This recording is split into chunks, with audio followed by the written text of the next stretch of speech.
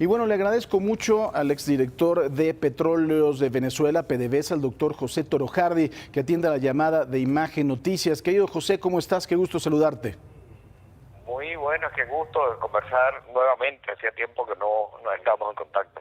Así es, muchísimas gracias por tomar esta llamada, querido José, y por supuesto, preocupados y ocupados de la situación que se vive allí en Venezuela. Tú conociendo también pues una de las que fue en su momento las mayores empresas petroleras del mundo, ¿cómo están las cosas por allá, mi querido José? ¿Cuál sería tu análisis inicial de lo que se vivió el día de ayer en Venezuela?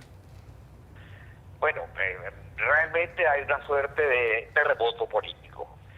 El presidente Maduro se había hecho reelegir en unas elecciones del 20 de mayo del año pasado, pero elecciones que no fueron reconocidas por nadie, porque todos los principales líderes opositores o estaban presos o exiliados o los habían inhabilitado políticamente. Entonces él construyó un candidato a su medida para poderlo derrotar, y incluso ese candidato no reconoció las elecciones. El resultado de aquello fue que prácticamente nadie en el mundo reconoció las elecciones de Nicolás Maduro, y hoy, en esta situación, el 10 de enero, él toma posesión a raíz de aquella elección que fue considerada irregular, ilícita. Eso fue el detonante para muchísimas otras cosas que han venido ocurriendo en el país. Entre otras, la Asamblea Nacional, que es el único de los poderes públicos elegidos con el voto directo y secreto del pueblo y cuya legitimidad nadie pone en duda, desconoció la designación, la juramentación del presidente Maduro. Le correspondía al presidente de esa Asamblea Nacional asumir el cargo en caso de que no fuese reconocido el del presidente Maduro. Se requería de su aceptación, cosa que hasta ayer no había hecho. Pero ayer, en medio de una inmensa manifestación en Caracas, se dice que más de 1 millón de personas, pero manifestación que se replicó en más de 30 o 40 ciudades de Venezuela, Juan Guaidó aceptó el cargo de presidente interino de Venezuela.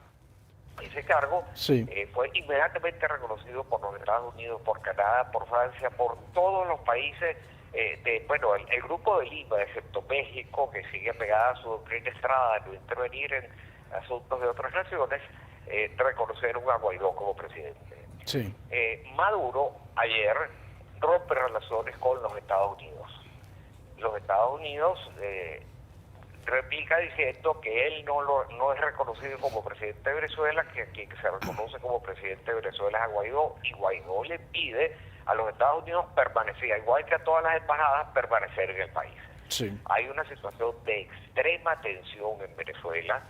Anoche hubo disturbios en casi todos los barrios populares de Venezuela, de Caracas, básicamente en todas las zonas más populares de Caracas. La población está respaldando a Guaidó, igual que la comunidad internacional. Falta un pronunciamiento de las Fuerzas Armadas Nacionales, que probablemente terminará siendo el pronunciamiento decisivo. Y la idea, lo que quiere en este momento es que sea Guaidó presidente interino hasta convocar nuevas elecciones en las cuales se den todas las garantías que no existieron en las elecciones anteriores. O sea, que haya observación internacional, que haya testigos, que estén libres los candidatos, que no haya presos políticos, que haya libertad de prensa, todos esos requisitos indispensables en una democracia, pero que no se dieron en las elecciones en las que Maduro se hizo reelegir, es lo que el mundo está pidiendo: elecciones libres, democráticas y con garantías. José, aquí hay un asunto primordial también y tiene que ver con Petróleos de Venezuela, con PDVSA, que tú lo conoces muy bien y que además de todo ha sido pues lo que ha permitido este régimen seguir, porque lo han saqueado de una forma impresionante. ¿Cuál es la situación en este momento de PDVSA? Mira, está destruida. PDVSA, cuando el presidente Chávez llega al poder, producía 3,5 millones de barriles diarios. Se había realizado un intenso proceso de apertura petrolera con aprobación legislativa, aprobación de la Corte Suprema de Justicia, licitaciones transparentes, etcétera, que de haberse cumplido, y ya estaban todos los contratos firmados, de haberse llevado adelante esos contratos, Venezuela debería estar produciendo entre 5 y 6 millones de barriles diarios. Sin embargo, lo que estamos produciendo apenas es 1.100.000, porque el presidente Chávez dio al traste con aquella apertura petrolera, no se está invirtiendo, la producción está cayendo aceleradamente a razón de más de 40.000 barriles diarios por mes. El año pasado cayó en más de 650.000 barriles, pero con el agravante de que esa industria petrolera es la que aporta el 96% de todas las divisas que le ingresan a Venezuela. La situación actual es que el gobierno había expropiado más de 6 millones de hectáreas en el campo que antes eran productivas, de donde salían el grueso de los alimentos de Venezuela, pero que ahora no producen nada. En consecuencia, para alimentar a la población hay que importar los alimentos. Y para importar los alimentos hacen falta dólares, y quien aporta los dólares, que es la industria petrolera, está destruida. De manera que es una situación sumamente compleja en la cual el Producto Interno Bruto de Venezuela, el tamaño de la economía, se ha reducido a más de la mitad en casi 4 años, y donde tenemos la inflación más alta del mundo. El Fondo Monetario Internacional estima que este año 2019 va a superar el 10 millones %. De manera que esa es sucintamente la situación trágica en la cual está envuelta en este momento el país. José, hubo versiones periodísticas en México que atribuyen al nuevo gobierno que le está comprando más petróleo a Venezuela que a los Estados Unidos, como antes estaba haciendo. ¿Esta versión puede tener algún tipo de realidad? Perdón, ¿quién le está comprando? El gobierno mexicano. No te sabría decir las cifras en este momento, pero ciertamente la producción petrolera de Venezuela se ha venido desde PDVSA, específicamente, que lleva a ser la segunda mayor empresa petrolera del mundo, solo superada por Arabia Saudita. Hoy PDVSA está hecha añicos.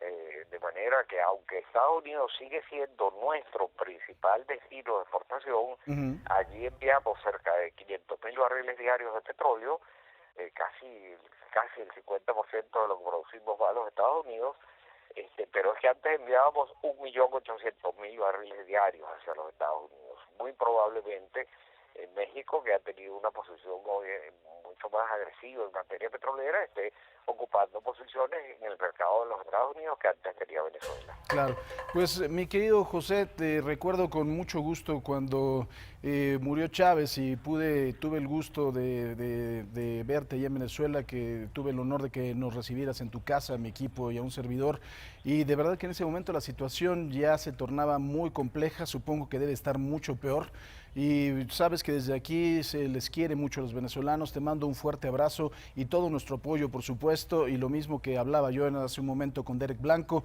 ojalá que ya se termine este dolor innecesario para todos los venezolanos. Te abrazo con cariño, José.